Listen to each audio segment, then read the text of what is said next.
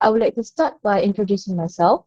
My name is AINA SYAHMI, and I am partnering with NURFARAH ATIQAH for this presentation. As of today, my partner and I will be presenting a discussion regarding the income inequality of Malaysians as of 2025. Next, please. So, first, I would like to state my credibility, state our credibility for this presentation. I took economics as an elective subject during my high school years, which contributes greatly in my insights regarding the economic issues of Malaysia. And then during those years, there was also the global pandemic of COVID-19 that occurred. So I had the opportunity to witness and fathom how the immense income gap between Malaysians affected their livelihoods. First of all, as we all know, Malaysia is made up of 11 states and 3 federal territories inhabited by people from different walks of life. Therefore, the amount of household income that each state and federal territories earn differ from each other. This results in a clear difference of income inequality. So this presentation will focus on the income inequality as of 2025 based on the following metric calculations: the field index, the Atkinson index, and the percentile dispersion ratio. Next.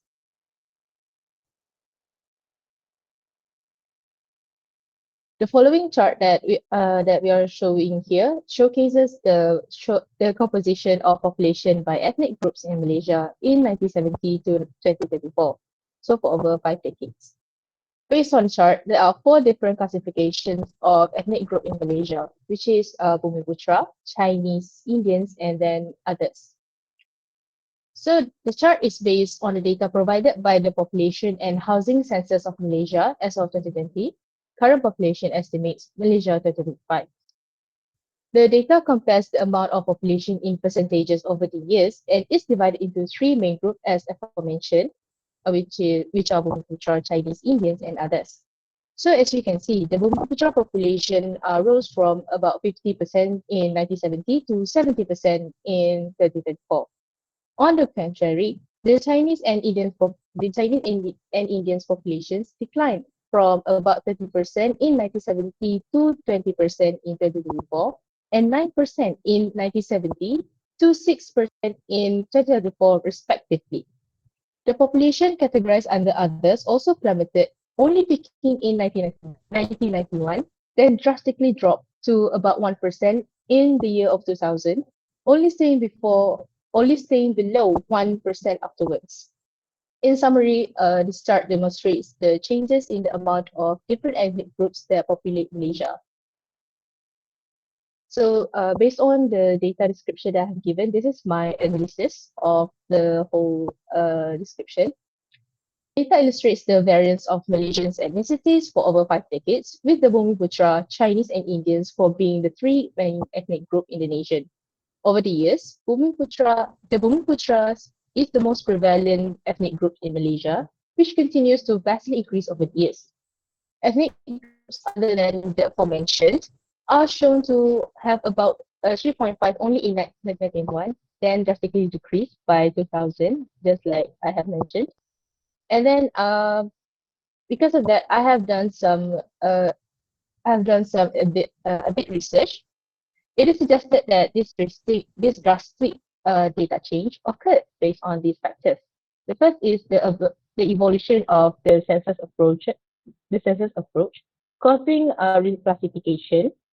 Next is the increased internal migration and the influx of foreign workers and non-citizens, according to a done by McAfee in 2005.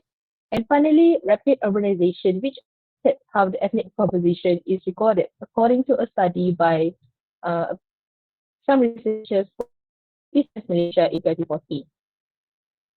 Overall, this chart illustrates Malaysia's ongoing demographic consolidation around the Bumiputra majority, while with the decreasing relative proportions of Chinese, Indians, and others due to the changes of both statistical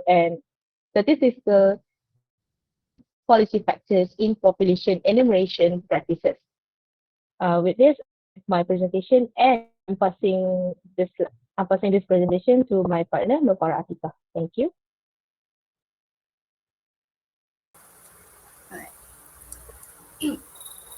Good evening and Assalamualaikum to Madam and my fellow classmates. I will continue this presentation by showing the second graph. Uh, the chart shows the Gini coefficient values for different types of income in Malaysia for the year 2022 and 2024. The Gini coefficient is a number used to measure income inequality. If the number is higher, it means there is more inequality. If the number is lower, it means income is shared more equally among people. From the chart, we can see that the Gini coefficient decreased slightly in 2024 compared to 2022. This means that income inequality in Malaysia has improved a bit over the 2 years. As you can see from the chart, the Gini value for gross income shows a small improvement, indicating a more equal distribution. Gross income per capita also recorded a minor reduction, reflecting slightly lower inequality between individuals. The Gini for disposable income shows a noticeable decrease, suggesting people had more balanced income after taxes and transfers. Disposable income per capita um, similarly experienced a modest decline, indicating a gradual narrowing of the income gap. Even though the changes are small, this shows that the gap between rich and poor Malaysian is getting a bit smaller. This improvement may be because of government programs like financial aid, higher minimum wages, and job opportunities that help the B40 group and other lower income families. This effort help reduce the income gap and support a more balanced economy. However, we can still see that the Gini values are around 0.37 to 0.42, which means inequality is still happening. Some groups still earn much more than others, especially in big cities compared to rural area. In 2025, Malaysia still needs to continue its effort to create fairer income distribution. This includes better education, job training, and access to quality work for everyone.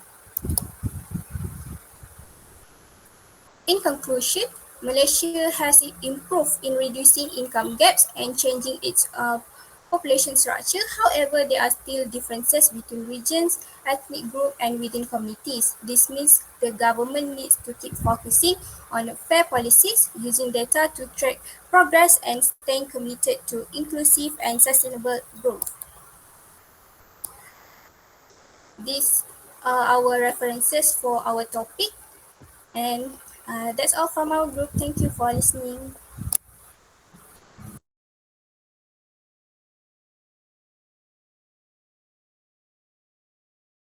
Okay,